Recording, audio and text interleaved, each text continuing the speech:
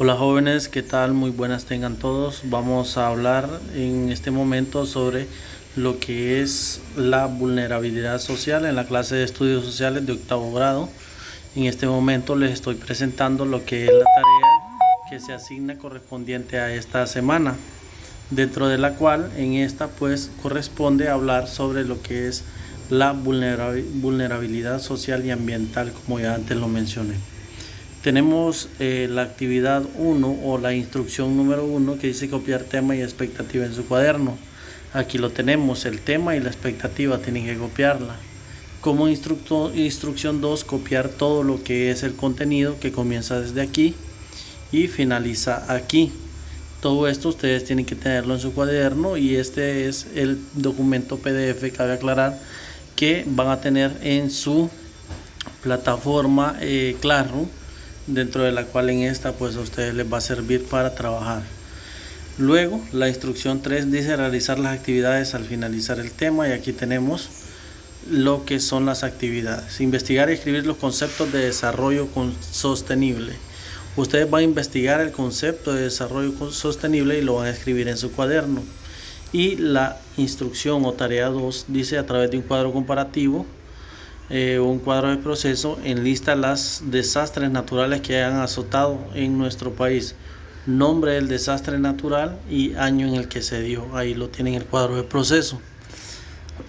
Y por último, la tarea 3 dice enlista las organizaciones que promueven la salud integral en nuestro país, mínimo 5. Recordemos que cuando se habla de salud integral son aquellas que hacen referencia a la ayuda comunitaria que se le da a aquellas personas que lo necesitan, discapacitados o algún otro tipo de problema que pueda tener una persona.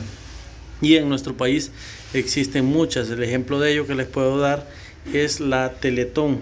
Esa es una de ellas que sirve para promover la salud integral en nuestro territorio nacional y en cada uno de los países, por ejemplo la Cruz Roja también.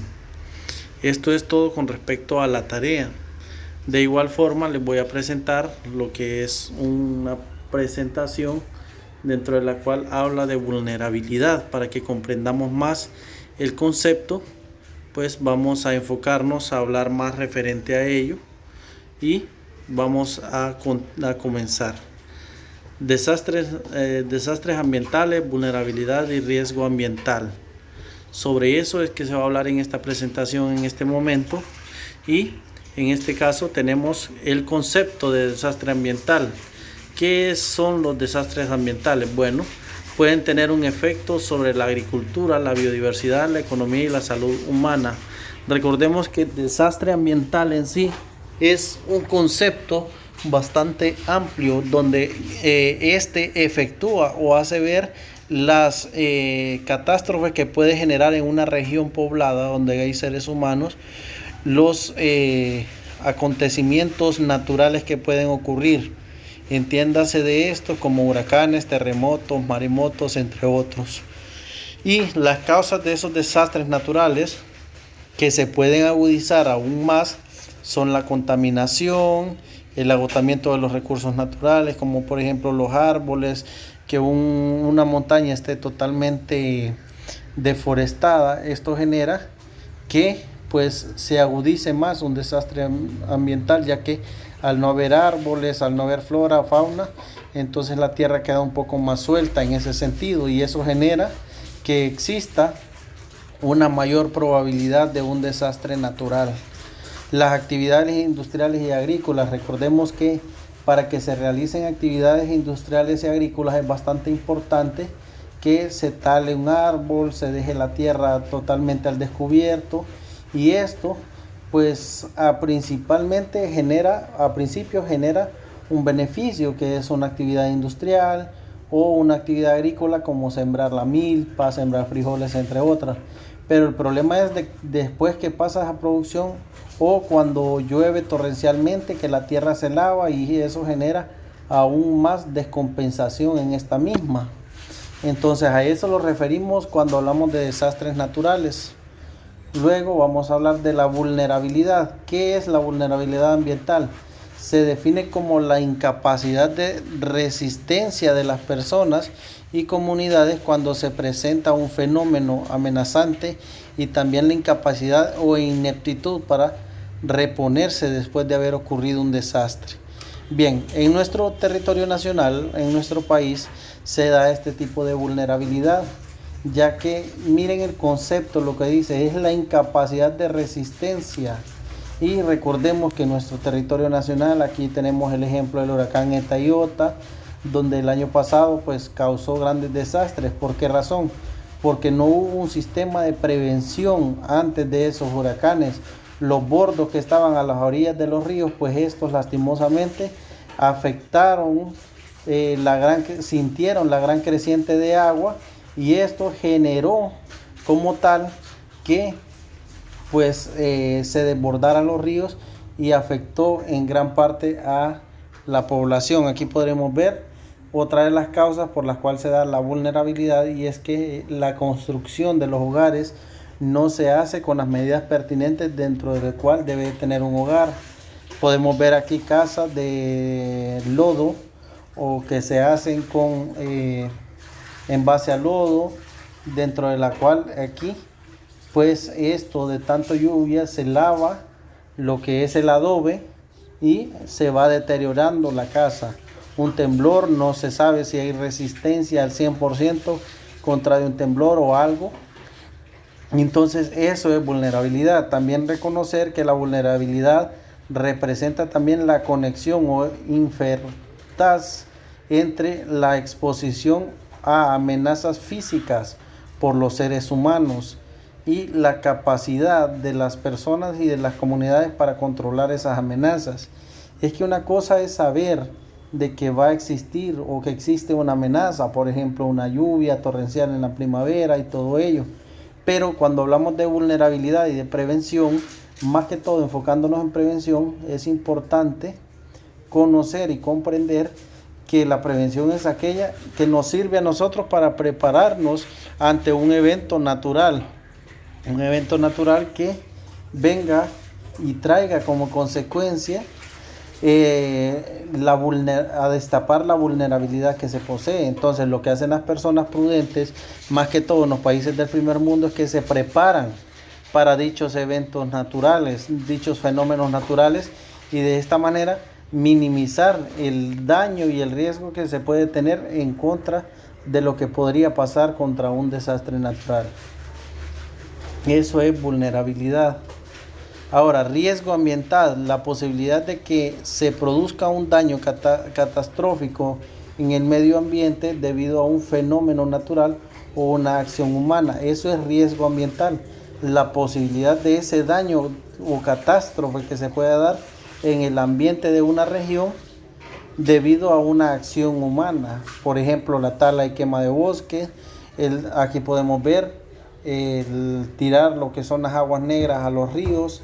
Esto genera más descomposición en el medio ambiente y desarticulación en este mismo, porque de esa forma aún así se satura lo que es la naturaleza, o se busca en determinadas cuentas en los países del primer mundo, buscan minimizar el riesgo que tengan las fuentes de agua naturales, los bosques en general en este caso, para minimizar el riesgo en este sentido. En el mundo existen varios organismos cuyo objetivo es tratar de reducir estos desastres mediante la creación de estrategias. Por ejemplo, la Carta de la Tierra es una declaración de principios éticos fundamentales para la construcción de una sociedad global justa, sostenible. Y cuando hablamos de sostenible es que se entiende a través de la teoría de centro-periferia y de desarrollo sostenible o autosustentable, que es importante que nosotros, pues a través de la tecnificación y desarrollo de la tecnología, pues tengamos la necesidad de ocupar lo que son los recursos naturales, pero también con esta nos indica de que es importante también que al ocupar ¿cómo se podría decir? Esos recursos naturales, pues también cuidarlos para las generaciones venideras y no generar cierto tipo de descomposición en la naturaleza al afectarla en un 100%. Eso es lo que busca la Carta de la Tierra, cuidar. Si bien es cierto hay que consumir, hay que necesitar de esos recursos, pero también hay que cuidar porque tenemos que entender que vienen generaciones futuras atrás que van a necesitar de estas. Luego, las estrategias de reducción de los riesgos abarca ¿qué? Cartografía sobre la vulnerabilidad. O sea, existen personas hoy en día que estudian el terreno de la tierra y de esa forma pues estos dicen, bueno, aquí es propenso para construir porque puede generarse tal y tal situación y así sucesivamente. Entonces ellos sacan una conclusión final donde indican si se puede construir en un determinado lugar o no. Identificar las áreas seguras para el asentamiento y desarrollo humano. Ok, mediante la identificación de estas áreas vulnerables y áreas seguras, entonces indican a la población dónde pueden construir, dónde se pueden hacer asentamientos humanos. Luego, adopción de códigos de construcción basados en la ingeniería para resistir a los desastres y a las evacuaciones de riesgos locales. Bien, esto lo que habla es que, por ejemplo, en Puerto Cortés, Honduras, ustedes pueden ver a la orilla del mar Caribe, a la orilla de la laguna Alvarado, existen construcciones de casas con barracón, por decirlo así, que la casa está en lo alto. Esto lo hacen porque preveniendo futuras inundaciones, la casa queda en lo alto. Y esto solo para citar un ejemplo. En los países del primer mundo lo que hacen los ingenieros es que dan cierto tipo de códigos éticos de construcción para que estos se apliquen en las construcciones mismas, para así se evite lo que son los desastres naturales en este caso. Luego, Organización Hondureña, CERNA, son una institución gubernamental responsable de impulsar el desarrollo sostenible de Honduras. Esta institución, CERNA, se dedica principalmente a hacerle conciencia a las personas sobre el desastre y los daños naturales. Entonces, mediante esa concientización, buscan generar en las personas conciencia para no talar lo que son los bosques en un 100%, si bien es cierto, hacerles ver de que son necesarios la madera y todos los recursos que nos da la naturaleza, pero también es necesario cuidarla para las generaciones futuras y para no dañar el medio ambiente. Más hoy en día, en esta época en la que estamos, que es importante cuidar lo que son los recursos como tal. Bien, la siguiente tenemos la DGA, es la dependencia de la CERNA. La DGEDH también es una dependencia. El Centro de Estudio y Control de Contaminantes, a lo que se dedica principalmente es a ver los lugares afectados en la región hondureña por lo que son las contaminaciones, pozos de aguas negras, entre otros. Otro de los aspectos fundamentales y como conclusión final que les podría dejar es que nosotros debemos de contribuir también a no saturar de basura las calles de nuestra región. Si bien es cierto, una basura que nosotros tiremos es mínima, pero imagínense eso multiplicado por 1000, 2000 personas que lo hagan. ¿Cuántas basuras hay en la calle? Entonces debemos de procurar siempre cuidar lo que son, mantener aseadas nuestras calles, depositar la basura donde corresponde para que de esta manera no exista saturación de agua cuando llueva en las ciudades, y porque esto es otro daño bastante inminente que se da en estas. De mi parte eso es todo, jóvenes, espero les haya parecido la clase y cualquier duda o consulta pues me escriben, me llaman y yo les atiendo. Ya ahí llevan explicada la tarea y lo que es el tema en sí. Saludos.